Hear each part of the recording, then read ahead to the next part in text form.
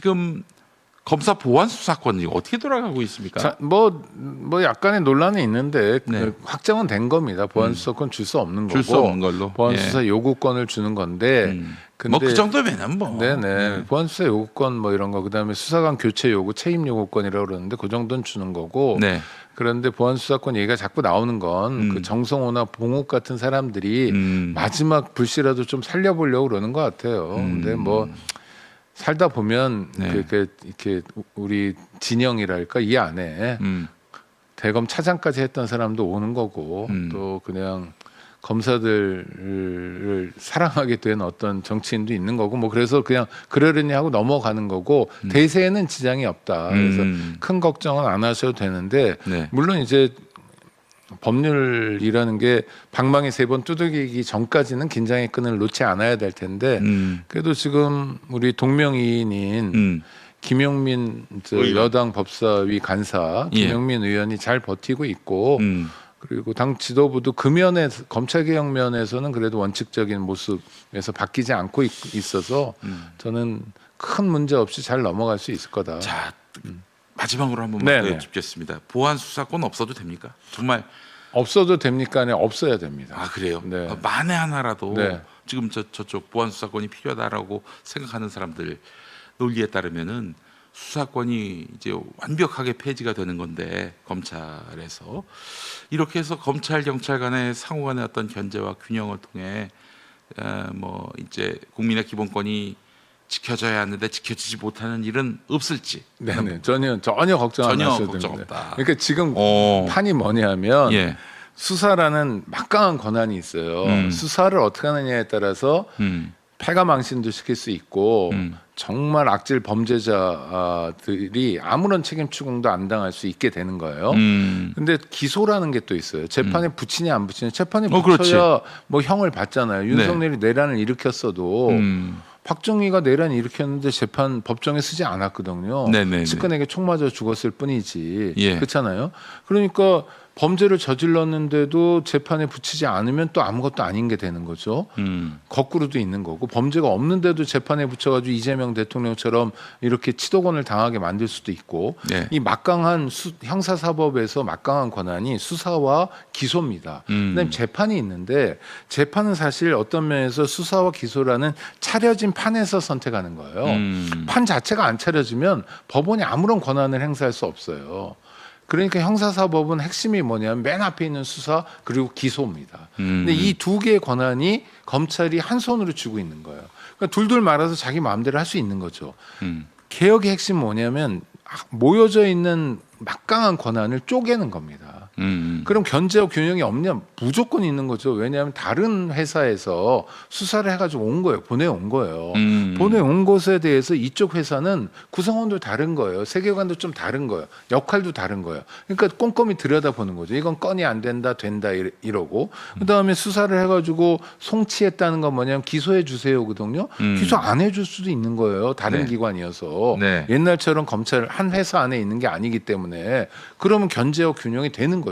수사권을 박탈함으로써 견제와 균형이 시작되는 것인데 수사권을 계속 갖고 있으면서 견제와 균형을 얘기하는 건 말장난이죠. 아 알겠습니다. 나중에 탈라면은 오찬 국장님 탓하겠습니다. 그럼요. 네. 아 저는 구력이라고 그러잖아요. 예. 저는 검찰개혁 운동을 한 지 제가 20년 넘었는데요. 네네네. 그 뭐 노무현 정권 때 20년 훨씬 넘었네요. 검경 수사권 조정위원회 위원으로도 제가 참여해서 최연소 위원이었는데 활동했고요. 검찰공화국 대한민국이란 책도 썼고 그래서 검찰공화국이란 용어를 이제 국내적으로 좀 유행시킨 사람이 저이기도 하고요. 네. 뭐 그때 같이 책 썼던 분들이 서부학 교수님, 그다음 김희수 변호사님, 하태영 교수님 뭐 이런 분들 그 멤버가 계속 지금까지도 뭐 김희수 변호사님 공직 취임하셨지만 같이 뭐가 되셨죠? 국정원 기조실장. 어. 그래서 같이 이런 검찰 개혁의 뜻 아직까지도 다 맞추면서 함께 협력하고 있고 노력하고 있고 사회적 발언도 하고 있고 그런데.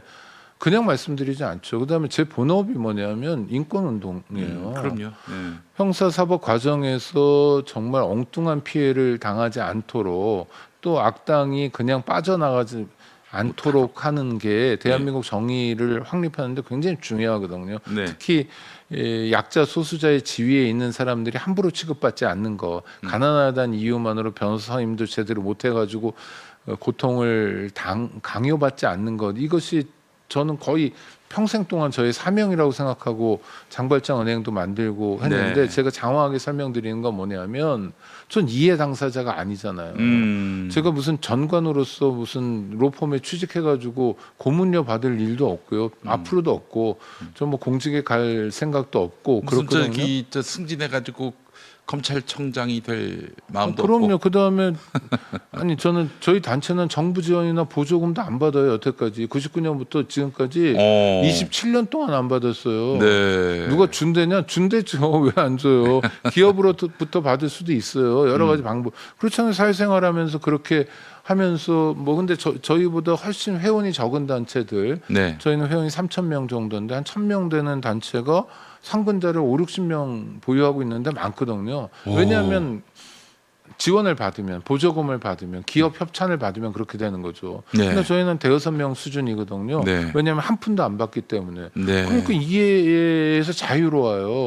근데 변호사들이나 이런 사람들 어떻습니까? 이해 당사자잖아요. 형사 사법 구조가 어떻게 되는지에 따라서 매출이 그렇지. 오가잖아요. 맞아. 지금 그런 증세가 벌써 보여요. 로펌들에서 네. 검사 출신에 대해서 재계약하고 이럴 때 값을 좀 다운시키는 경향이 있습니다. 그다음에 경찰관 출신들이 좀 몸값이 좀 올라갔어요. 물론 검사들 수준은 아니지만 네. 그게 아니 로펌은 시장이잖아요. 시장은 빨리 변화하거든요. 이런데 네. 빨리 반응하고 그러니까 이런 것에 대해서 위협을 느끼는 사람들이 많죠. 내가 퇴임한 다음에 벌돈이 한 해에 50억, 100억은 돼야 되는데 검찰 개혁이 되고 나면 5억 수준으로 떨어진다. 받아들이기 어렵다. 이런 사람들이 아주 맹렬히 지금까지도 저항하고 있는데 그러나 윤석열 덕분에 또 이재명 대통령이 일관되게 정확한 원칙을 짚는 덕분에 민주당이 검찰개혁 문제에 대해서는 크게 왔다 갔다 하지 않고 있기 때문에 잘 넘어갈 거라고 봅니다. 알겠습니다.